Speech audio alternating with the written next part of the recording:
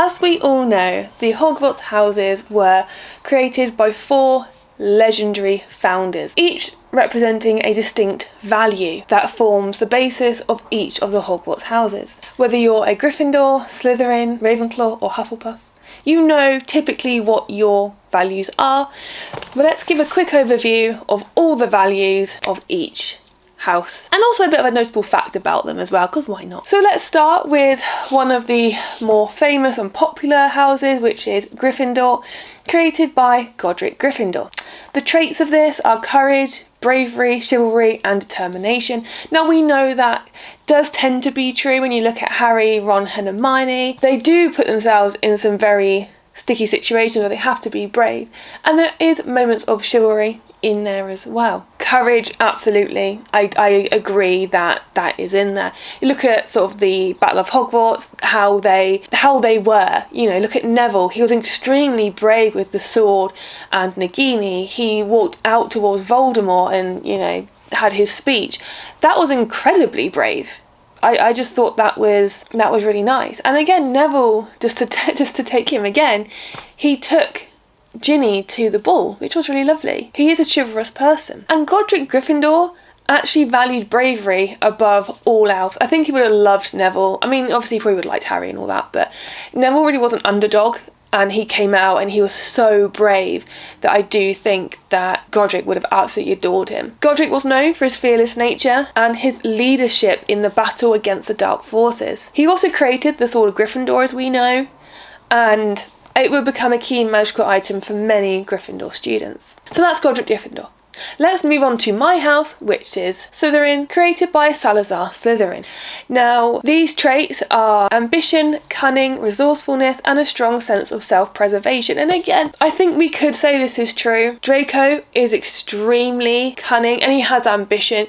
You can kind of tell, especially when he's around his father, the way he talks, whether it's just because he's in front of his father, I'm not sure.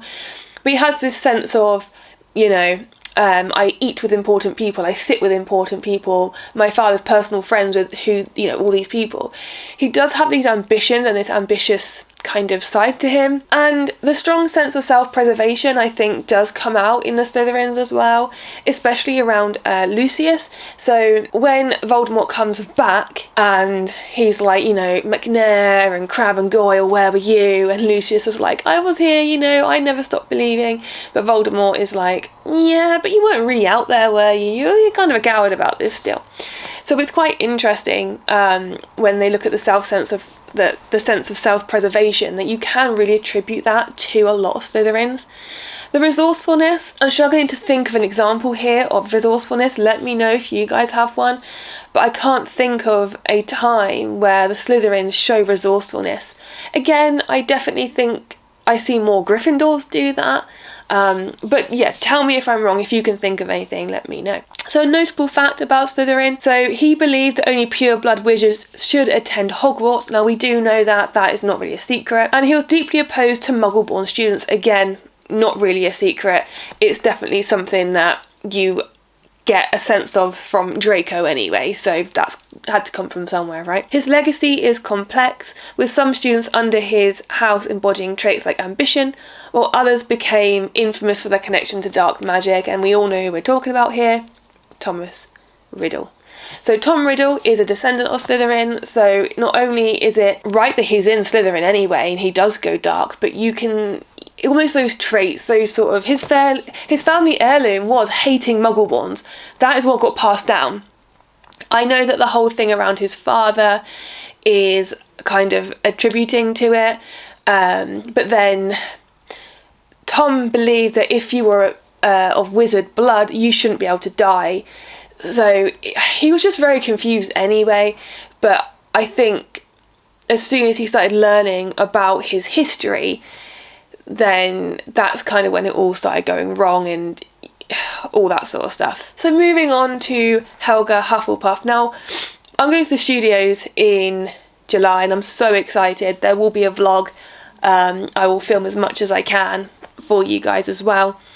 But all my friends, apart from 2 that are going, are Hufflepuff. The other 2 are Ravenclaw, and then there's me, the lone Slytherin. And hanging out with Hufflepuffs, sometimes it can be a bit much. So let's have a look at Helga Hufflepuff and the traits of the Hufflepuff house. So they are hard work, loyalty, fairness and patience. Now, I probably came across proper Slytherin when I said that, but I don't know. The thing I don't really understand is I can't, and that, guys, I am ill, as you can probably tell. It could just be that my brain, while I'm sick, just isn't able to think of anything, but I can't think of anyone in Hufflepuff and Ravenclaw that really made a massive impact in the films or the books. It's just missing. I know that this is probably because, like, you care about Gryffindors, and then you've got Draco and all those lot who were Slytherin, so they are more highlighted, so I get that. But I can't think of any examples to say, oh yes, this character is definitely showing traits of hard work. I just can't. But like I said, for Hufflepuff and Ravenclaw, let me know if anything comes to mind. So, notable fact for Helga Hufflepuff, she was known for her inclusive and warming nature. She believed in giving everyone a chance, no matter their background, so complete opposite to Salazar in that respect. She valued kindness and diligence. Her house is often associated with students who excel in loyalty and perseverance. Now, just having a think actually, Luna Lovegood, I know that she was a Ravenclaw, but she had extreme loyalty. She was extremely patient and fair. You know, the amount that she went through, and I know it's almost like, oh, she's in the wrong house, but the amount that she went through and she suffered with, and she was just so patient with it all. So this is traits I can put to someone, but not someone who's actually in that house. So lastly, Rowena Ravenclaw, who obviously founded Ravenclaw House. Her traits were, or the traits of the house, are wisdom, intelligence, creativity, and a love for learning. So she valued intellect and the pursuit of knowledge. She was considered one of the more brilliant witches of her time, and her house became known for students' academic achievement. Ravenclaws also obviously created the famous diadem, which would later be used by Voldemort as one of his Horcruxes. So let's see if we can fit Luna into this box. So Luna was intelligent, and she was definitely creative, you know, the Quibbler for one, and a love for learning. Now, I don't think we really see that side of her too much, but she does obviously have a lot of caring about her, so I think she learns a lot about creatures, you know, thestrals and things like that. I definitely think she had a bit of an interest there, so she probably did learn about it, but definitely wise as well. You know, she knew about the diadem. She was kind enough to speak to the ghosts and all that sort of thing. So yeah, I can see Luna fitting in here, but I can also see her fitting in Hufflepuff. I know that's kind of not the point of the video, but it's just interesting to try and place someone in a house which maybe they weren't actually in. I just think it's interesting.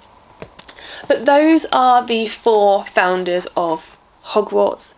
So, like I said, they created the houses based on their own values, and they created a school where students could thrive based on their inherent traits and skills. Now, I don't know about you, but I am really curious as to how the other schools split their students. Was there something similar? Did they have like a house system, or what did they do?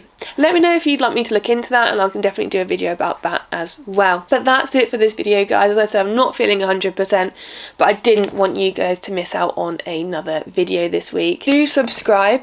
I've got some really fun and cool stuff coming up this year, including a review on the new Hunger Games book. I've had it for a couple of days and I'm halfway through already. Read into that how you will. But along with this, I'll be doing comparisons to the book that came before this, the Hunger Games in general. And I've got a lot of Harry Potter content, Lord of the Rings, Walking Dead things planned as well. Let me know what videos you'd like to see. If there's any other franchises you want me to look into, please do let me know. I want to make sure you guys are seeing videos that you are interested in. But until next time, you take care.